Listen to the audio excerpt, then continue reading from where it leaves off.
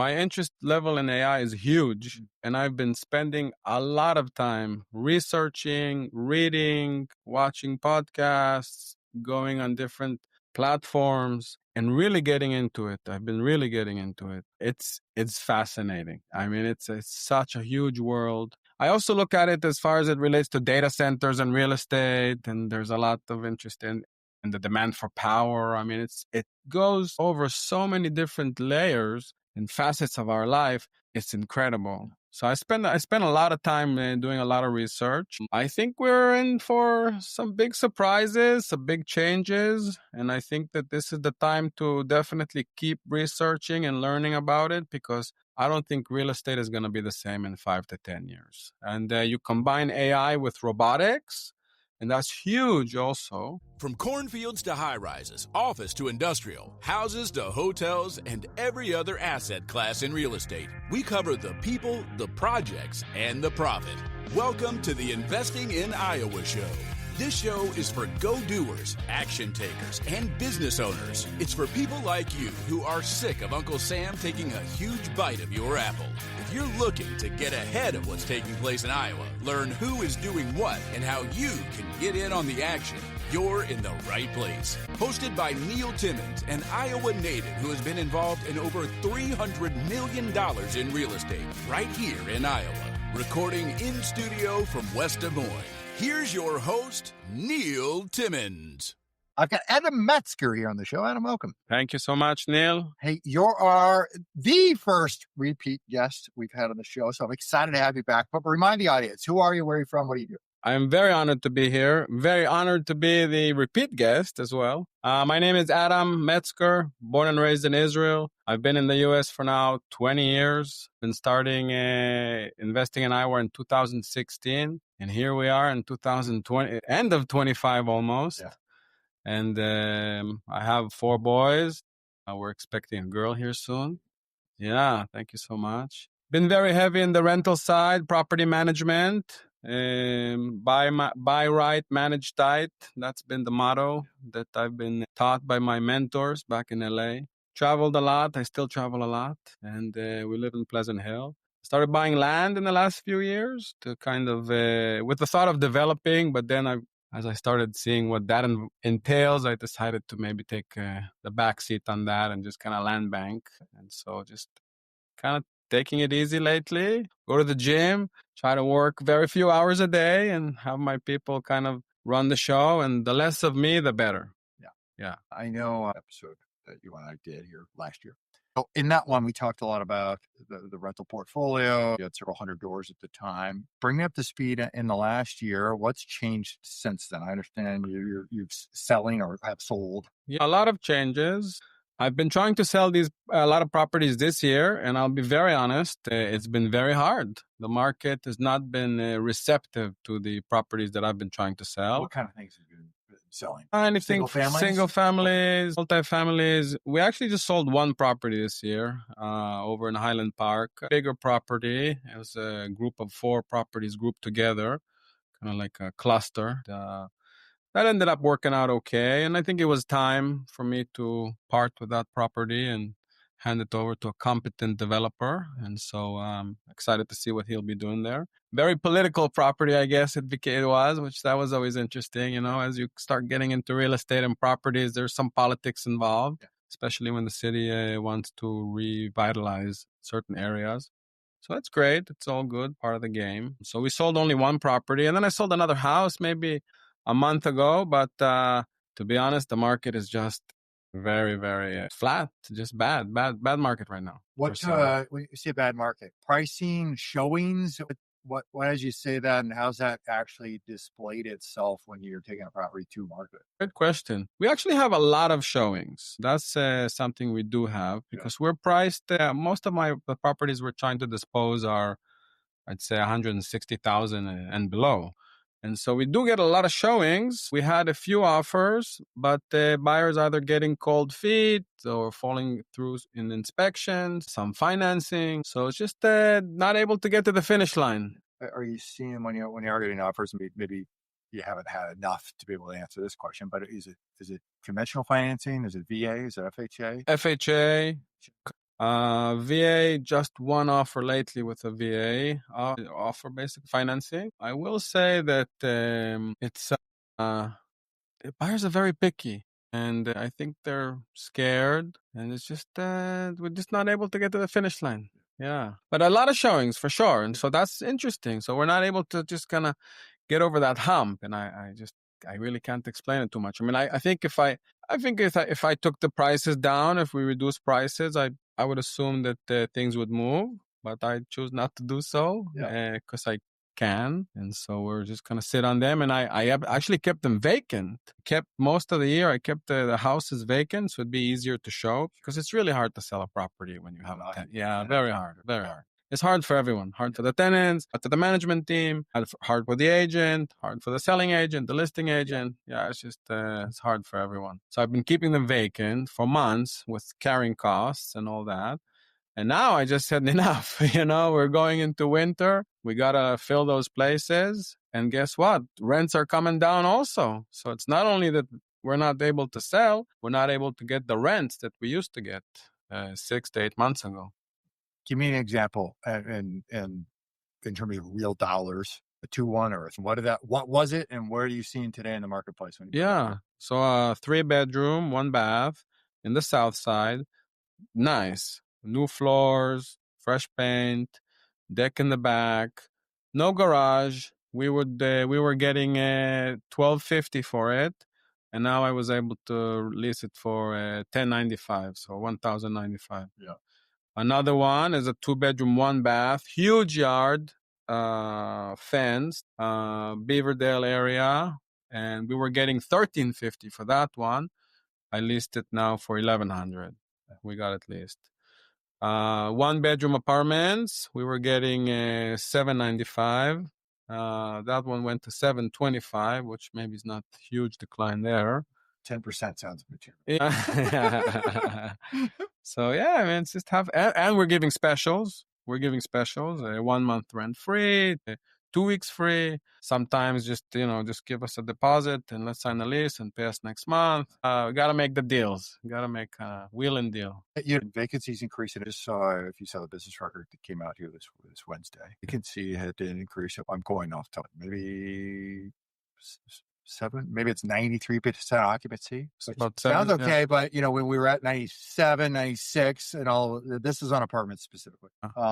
It adds up. I think it's like unemployment. They always give us a better number than what it really is in the street. On Main Street, it's not the same. It's probably more like 10 to 15%. Yeah, and I suspect that they're measuring physical occupancy, not economic occupancy. Yeah. Totally different story, which at the landlord level, I don't know about you, but the only care in the world is what's the economic occupancy of this thing? So are they paying? I don't care if they're there. Right. Yeah, exactly. Yeah.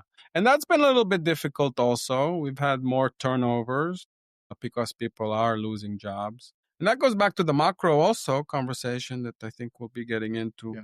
I mean, there's layoffs everywhere. I mean, construction, that's our tenant base was mainly construction and service industry. But there's big layoffs also in the tech industry.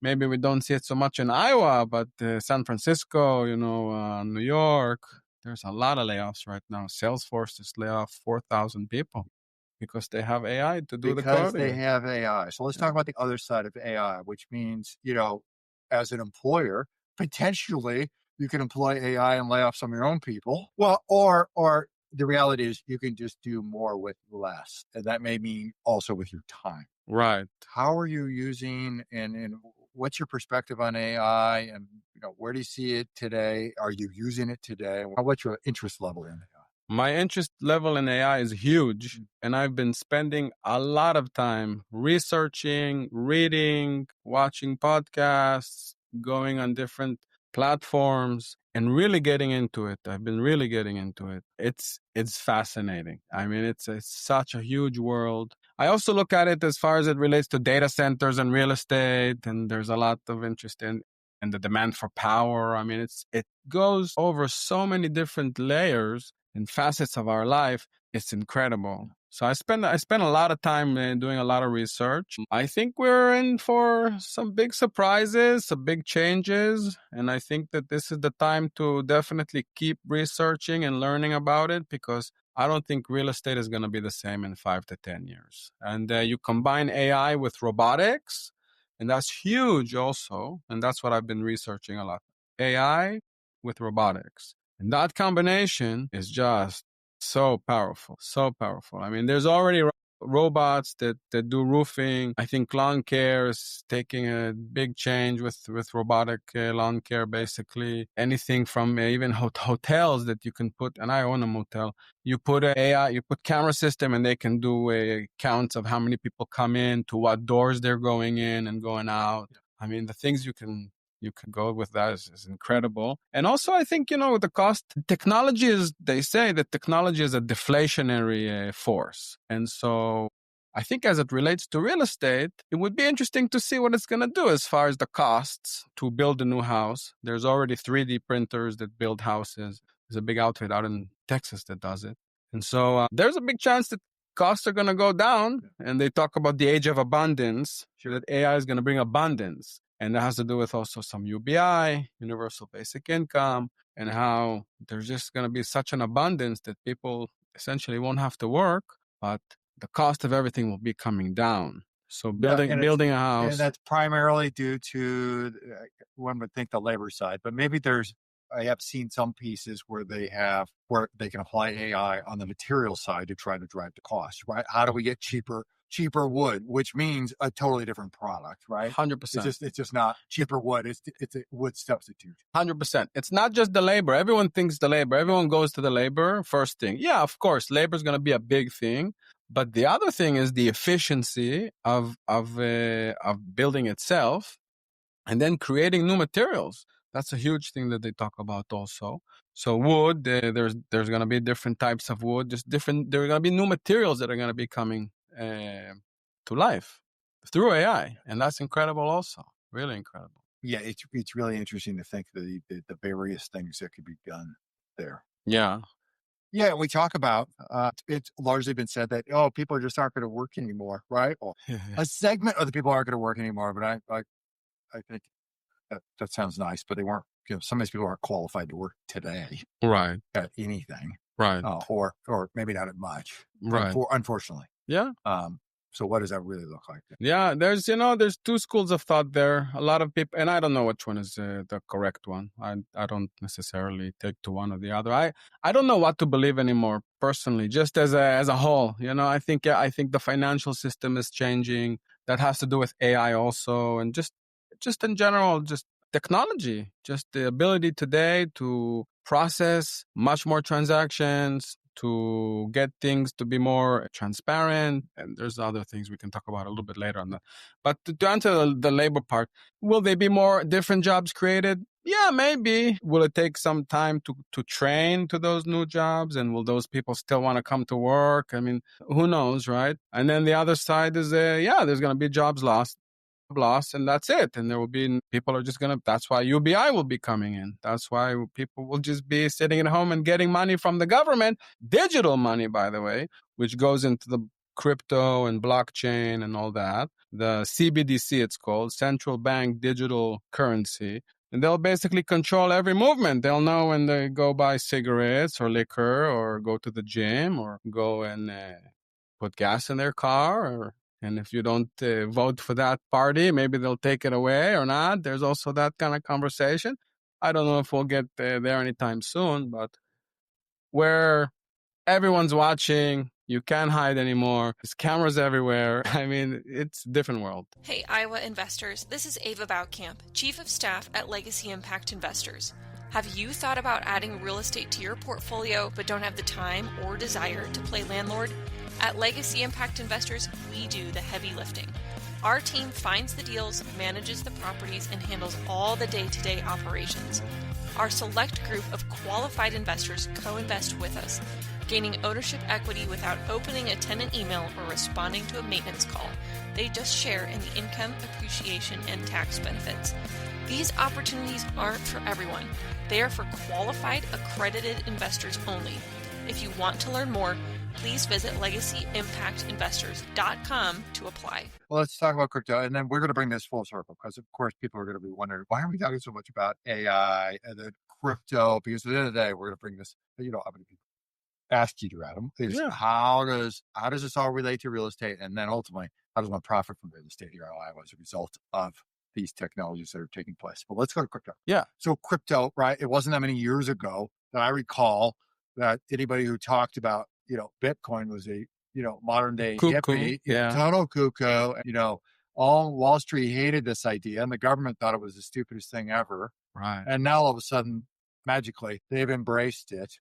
Yeah. And before you know it, you may not have real currency. You may just have digital currency, and the government will follow digitally every single move you make. Right. And they're able to tax every single transaction that's ever occurred. So they've magically figured out to harness this. And then once Wall Street figured out how to capitalize on it, right, it was embraced. Big time. Yeah, big time. Yeah. Big time. And Huge change. You went from Bitcoin years ago. I remember first hearing about it when it was on the news at sub $100. Wow. Uh, Did you ever dabble in it? My first transaction point was just around $600, which I exited at the first run up when that thing was, all the rumors were talking about very early on about it was going away. We're going to get it. Yeah. We're going to get it listed essentially. Yeah. Then I came down for years and then rocketed up. Did you stop it? Yeah. Or did you continue? I exited and put money. I moved into real estate probably in a heavy way in 2017-ish with Bitcoin Profit. Yeah. And it gave me some level of confidence to go, cool. I did well in it, but didn't take that big a position. Yeah. But it gave me some confidence to go, cool, let's go. Right. Let's do this in real estate. And then ultimately that led to a whole host of things in real estate. Yeah. So it was good. Yeah. Really, but I've yet re-entered. Yeah. Well, it's not too late. My opinion. You're right. I mean, what was it, flirting with $116,000 plus or minus as of yesterday's close? Yeah, well, 112, I think. It fluctuates for sure. And I think the key is not to look at the price. It's kind of like real estate in many ways. It's digital real estate. Yeah. That's how I look at it. And that's what really I think it is in many ways. It's a hard asset and it's digital. So granted, more like digital land in the sense of versus real estate, in the sense of they're not making any more of it. Right. That's what I mean by land. Yep, exactly right. And it's controlled by a protocol that's very clean and very strong. And there are so many gatekeepers, which is amazing. So, Bitcoin takes a lot of hours to really learn and explore, but it's definitely digital real estate. Yeah, it's definitely. What's nice about it is you don't have property taxes. They keep going up. You don't have insurance costs that keep going up. What's maybe not so nice about it is that you need to know how to keep it and how to keep custody of it. And that's a big lesson. You don't have a bank you can call and say, I forgot my password. Can you please give me my password or reset it? No, it doesn't work like that. No, but you do have online platforms where you can hold it. If that, or if you want to go to ultra doomsday, right. I'm more ultra doomsday. You're going to have a cold wallet, just like, the reason you wouldn't trade a paper-based, an ETF in gold, and the reason you would want physical gold. Right. Yeah, good point. And there's ETFs today for Bitcoin as well. Right. But I want to kind of bring it, if you don't mind, to real estate and crypto tokenization. That's where it's at. The world. Oh, great question.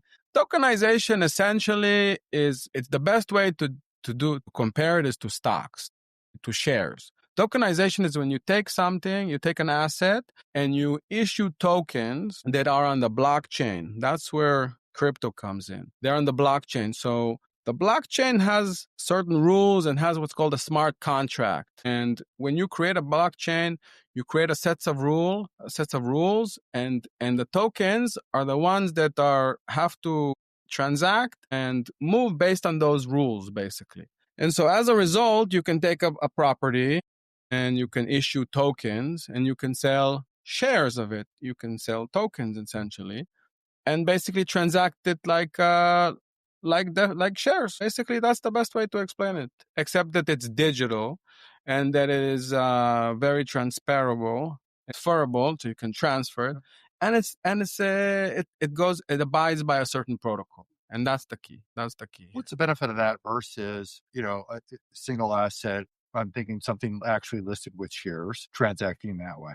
Well, Just easier. You could do it with a house versus if you did shares with a house, it'd be impossible. I There'd be think no exchange for it. so. There's going to be exchanges for that. There's already companies that help you tokenize real estate and kind of move to that new age of financial system. That's really what I think it's about. All the share. I don't know if it's even you could have done it before with shares. You'd have to go through a lot of regulatory issues and some corporate attorneys and SEC and with tokenization, you don't have to go to that extent. So it's just like the new world and the old world.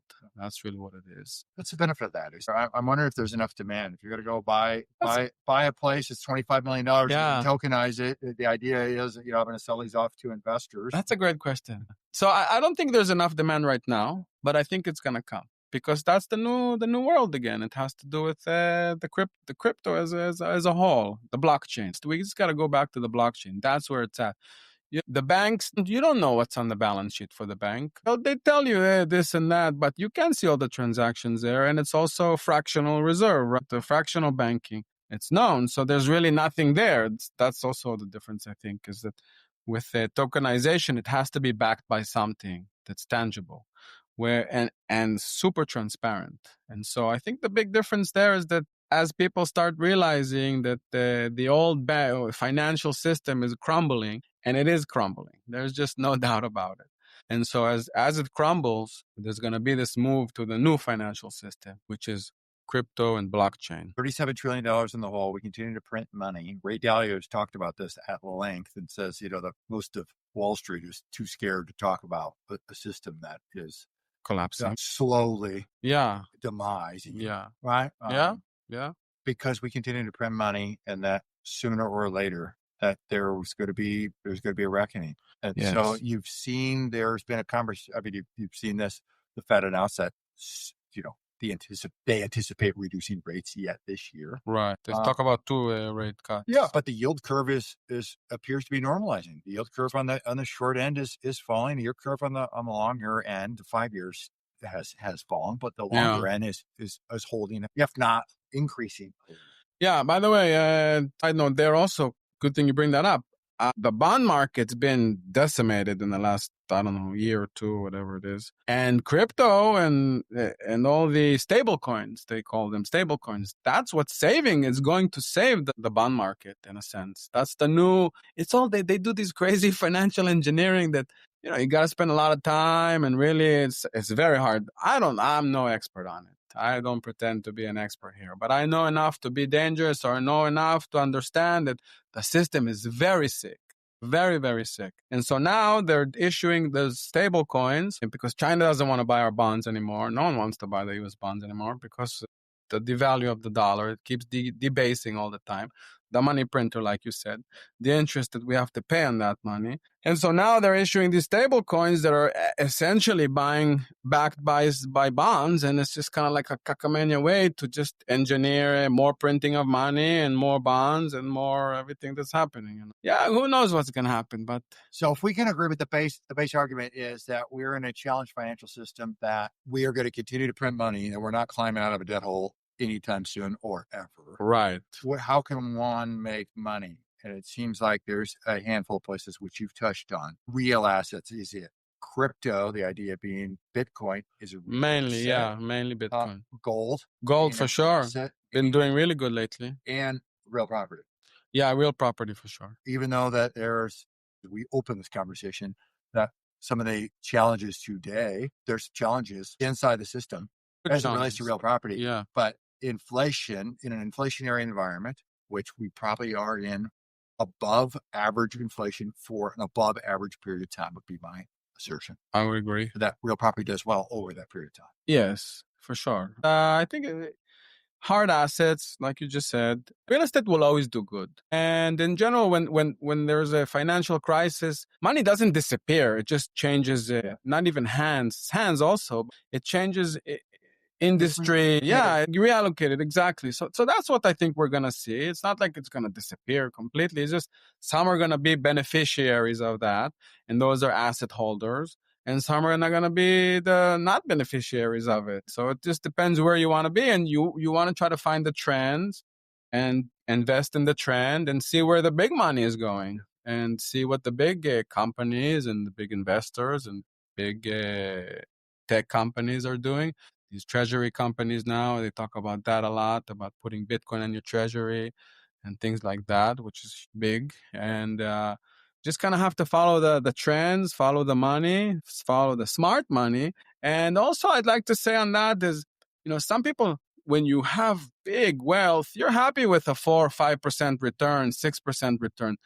We're not there. We need it to be 9+% for us to kind of keep up with inflation and the constant devaluing of the dollar. So I would kind of suggest to people not to look at the big wealthy people that are doing moves for a 4 or 5% return. Maybe go down the ladder a little bit to the people that are a little bit more aggressive and looking for higher returns. Beer, barbecue, and networking. Well, it's a recipe for a good time, and that's exactly what we've got lined up for our second annual Investor Tailgate on October the 10th from 4 to 6 o'clock.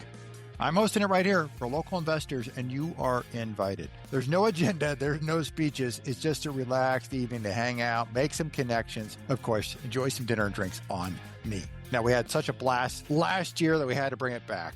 Now, here's the deal. I need to know how much food and drinks to order, so we got it ready for you. So do me a favor, RSVP for me at littleguyloans.com/investor tailgate. That's littleguyloans.com/investor tailgate. It's going to be a fun night. You never know who you might meet. Could be your next partner, could be a great contractor, could be a new friend in business. Don't miss it. I'll see you then. Do you see yourself leaning into AI in a way where you'd be creating a business that applies itself to real estate, whether it's a real estate related service, lawn care, roofing, or the entirety of the construction of a property? How do you see yourself utilizing that here in town?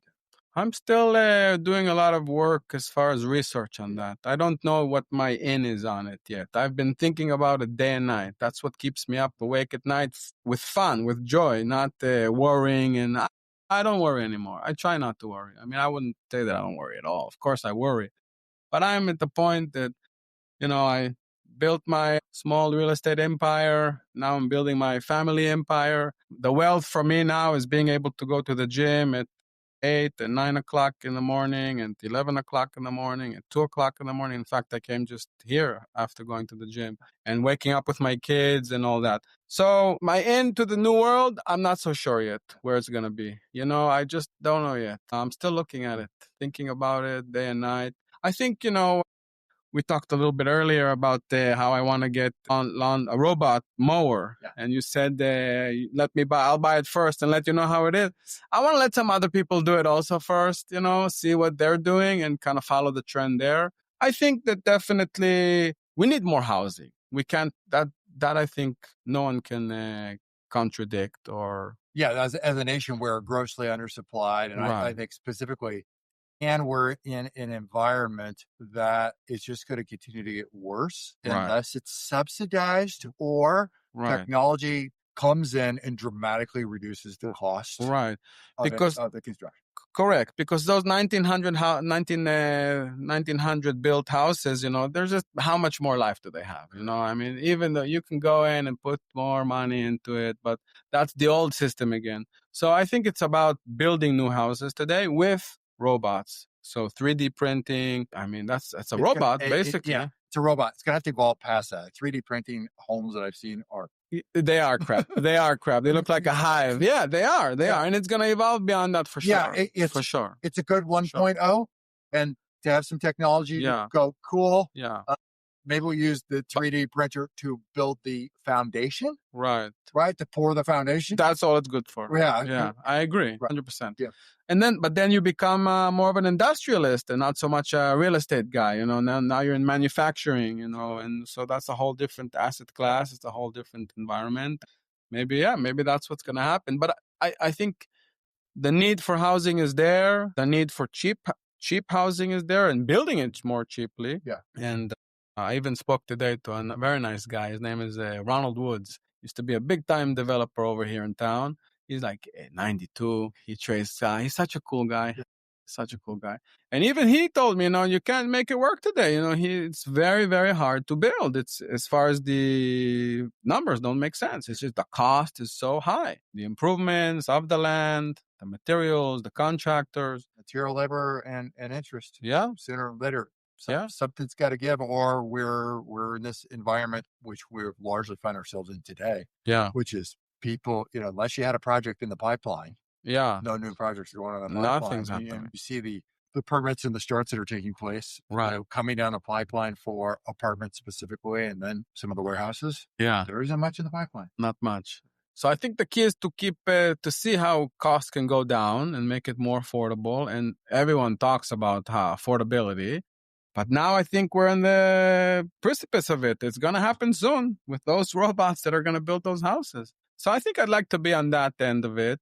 That's one. I will say another very cool thing. A friend of mine, a childhood friend, did really well with Bitcoin, really well. Yeah. And he opened some crypto fund, and I put some money there, and hopefully I'm supposed to get a distribution soon. We'll see. But anyway, they're building a whole model of like an eco village where they have, it's going to say self-sustainable. And I think there's going to be more pull to that, where there's going to be community built around certain areas of interest. They're specifically after tech. Maybe it'll be some of education and some sports. But the idea that the way we live is going to change also. The way the communities are built is going to change. It's not necessarily going to be those cookie cutter, 150 homes, D.R. Horton, look all the same. I mean, it serves a purpose, no doubt. But at the end of the day, people need some more value in life than just getting in, driving into their garage, closing the garage, and not even seeing the neighbor. Something's missing there, the human touch. So I think there's maybe something to that effect, where, especially with how robots are taking over and the human connection is basically going to be gone, or close to be gone. AI agents everywhere and just talking to computers. So I think that element of the human touch is going to be something that's going to have a big demand. It's going to be extraordinarily valuable. You remember that through COVID, right? How significant that was? Huge. I was in Israel at the time. It was way worse than what it was over here. Yeah, we had like curfews. You couldn't get out of the house. I mean, it was insane. And here you at least could drive and go places and still do your thing. You just had to wear a mask and you couldn't touch the door handles or whatever, but that's what they told you at least. But over there, you couldn't even get out of the house. Like, it was so bad, so bad, so bad. So yeah, for sure. It's, well, I'm excited to stay connected and see how this thing, where you enter into this space. To me, looking back at some of the big waves, you had the internet wave. Right. Huge. Right? Yeah. Then everyone also said, nah, it's not. I mean, think about, just in the last 30 years, right? Internet wave, ridiculous. Then what else did you have past that? We had ultimately the real estate bubble that burst, and nobody went to real estate at some point, right? Big nobody. Right. Big shakeout. That's happening a little bit now also. Yeah. You had crypto. Yeah. Right. And I think in the scheme of things, we're still in the infancy, although Bitcoin's been around for 15 years now. Yeah, about that. In that range. 2009 came out. And now we got AI. Yeah. Like in the last 30 years. I mean, you think about if you had entered in the correct spots. Yeah. Where you'd be today. Right. And AI is ultimately in its infancy. I mean, most of us had no. So when did early. ChatGPT come out? 3 years ago? Yeah. 2 years ago? 2.5? Yeah. I mean, not that many months ago. Not that many. Right. Yeah. You see from ChatGPT 1.0 to version 5. Wow. The insanity, where things have gone inside of 3 years. Yeah. And now nobody was talking about AI agents at all. Even a year ago, I don't think it was largely discussed. It was not. And now what's being done on the AI agent side? Yeah, it's going to be very interesting, and just buckle up. But here's the thing. It's very important to engage and not to shun it, and just understand that this, each to his own, but the more you can expose yourself and engage in it and talk to people about it and listen about it, the better. And there's going to be some bad players for sure. And there's going to be some bad things that are going to happen as well. It's going to happen. Scams and all sorts of, maybe when quantum computing comes, that's a whole different conversation. But I mean, there's going to be interesting things happening for good and for bad. And there's some great people. There's a guy named Mo Gaudet, I think his name is. He's an Egyptian guy. He used to work for Google, very high up. I listened to one of his podcasts recently. I mean, blows you away. So I think there's going to be a lot of mostly good. I think that's what we're here for at the end of the day. But it's going to be a huge change. And I think once you combine, like you said, the AI with the crypto and blockchain and robotics, it's going to be very interesting. It's going to be interesting. It's going to be interesting to see, my interest lies in the real estate piece. How does this apply to real estate? Can a whole development be done much faster? Yeah. Much less expensive? Yes, right? for sure. Yeah. Bulldozers are going to be done without man behind them. No man doing it. And they can run 24 hours, so. And can you deliver development to market faster, right? Because developers have a big challenge today, as you know, from your land holdings, is from a number of ways, but of course cost, but also timing. Hey, we're at this point today. Okay, we wanted to go do the development. Sounds good. Lots are going to develop. We're going to deliver to lots to market in 13 months. Yeah. And you're trying to guess, where's the market going to be in 13 months? Right. And put that into a spreadsheet and go, are we going to roll the dice? Well, if you could reduce that time frame, you can. Right. You'll be able to reduce it 100%. Yeah. You'll reduce the time frame. It'll be way more predictable. It'll be way more accurate. It'll be done way more efficiently, and you won't have delays, maybe some weather delays, okay, but not more than that. And if regulation gets a little bit easier, which there's conversations about that, even in the housing, that's a big conversation. And I think it should. And I think it's going to happen. So yeah, I mean, I think it's going to change the development landscape big time. It's going to be amazing. You're going to have machine robots laying pipe, laying sewer lines, bringing all the water lines, electric lines. I mean, everything's going to be done by robots. Maybe some operator somewhere in some office, but yeah. All right. As a repeat guest, I'm going to close with, are you ready for the final question? Good. What keeps you up at night? I think it's kind of what we just talked about. What keeps me up at night? Really, it's what we talked about. It's AI, it's robotics. You're kept up at night for the excitement. Yes. What keeps you up at night due to worry? Oh, gotcha. Honestly, my children's education. Yes. I'm very concerned, or I spend a lot of time thinking about my children's education right now. I think our education system is also very flawed. And it's not just here in the US, also in Israel and in the world. We're just, again, it goes back to the old system. And the old system is just crumbling. And so what keeps me up at night right now is my children's education. And how do I want to educate them or get them to be educated? Because I'm not going to do all the education, but that's what keeps me up at night. Yeah. I asked lots of questions and I appreciate you being here. What's one question I did not ask that I should have asked you? Well, one question you should have asked and you didn't ask me. I guess, why do I do all this? Why do I engage in business and entrepreneurship? Because really, it's so hard. It really is hard. Controlling your own destiny as far as running a business, buying properties, selling properties, dealing with people, deals, all that kind of stuff. And I think for me, it's about being able to go on different experiences and excursions during my lifetime. That's why I do it. Travel, the experience. Yeah. You've traveled lots and lots of places. Lots of places. Yeah. Very lucky. What has travel taught you? Wow, that's a great question. That we're in the 1% in the world. Maybe we're not in the 1% in the US as far as wealth and money, but in the world, we're in the 1%. Wait, anyone you know, here in Iowa gets in a plane and goes to anywhere in the world. Even the homeless people over here, they're in the 1%. Yeah, that's the truth.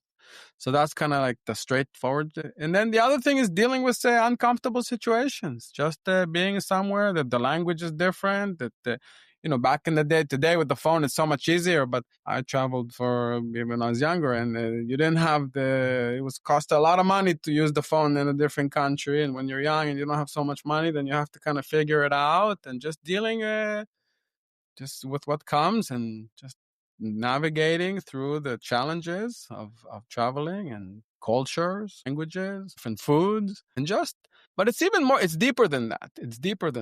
Kind of like uh, not assemble, not it's. I don't think words can. There's no words to put it in. It's just it's got to go out there and travel. How does travel and your perspective of travel, how has that shaped how you raise your children? Yeah, wow. Good one also. I think that making sure they keep an open mind, making sure that they understand that there's more to what the eye sees, or certain perceptions or opinions or ways that we think maybe it needs to be this way, but really it can be a different way. I'll go on a little side note here. In the last year, I went on 3 big hikes, amazing hikes. 2 were in Idaho and 1 was in the Grand Canyon, and no phone for 3 days. When was the last time someone did that? What an amazing experience. And so I think with the kids also, they try to be so connected to phones or the iPad, which I don't let them do that anymore, or the TV, but just the simplicity, like just enjoying the moment, enjoying the sunset, enjoying the wind that's coming up on your face, and just having this special moments that we're so busy running around trying to achieve, soccer, this, that, there, all the time. Just take a second, breathe, do some yoga, get a shake, go on a run, don't have a phone for 3 days. Can't even text, even if you wanted to, you can't. It's very special, very special. So for the kids, I think just to let them know that there's more to it than what the eye sees. Yeah.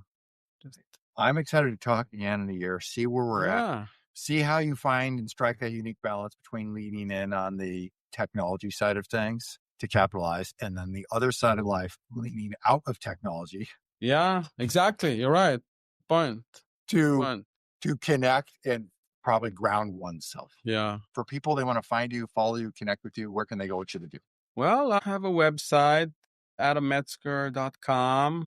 I'm on Facebook. I play a little bit on X. I really should do more on social media, but honestly, I don't really enjoy it, so I don't want to be on my phone all day, even though I probably do too much of that as it is. But just give me a phone call, I think that's another thing people forget, just to you pick up the phone and make a phone call. Everything is text. I mean, we close deals today, text messages all the time. I tell my people, just pick up the phone, go meet them, like that human connection again. Granted, some people just want the text, but when you go the extra mile and pick up a phone call, hear their voice, hear their intonation, you get to understand more. You get to be more involved, more connected again, Yeah. So I think that's it. So just pick up the phone and call. Yeah. I appreciate you being here.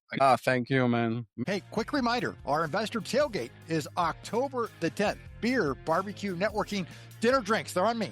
There's no agenda, there's no speeches, just good people having good conversation. RSVP at littleguyloans.com/investor tailgate. So that way I know how much food to order for you. It's at littleguyloans.com/investor tailgate. Don't miss it. Thanks for listening. If you're enjoying the show, may I ask a favor of you? Naturally, subscribe so you never miss an episode. But would you rate and leave an honest written review on Apple Podcasts? It does a lot for us here at the show, and I appreciate reading your thoughts. Great guests make for a great show. If you know of another Iowan who would be a great guest, or you yourself have interest in being a guest, well, get on our radar. Visit Investing in Iowa to fill out an application or recommend a guest. And if you want to connect with me one-on-one, go to LegacyImpactInvestors.com. Click on the Invest With Us button in the top right corner, and there you can pick a time for the two of us to get on the calendar and connect. Until next time, keep investing in Iowa.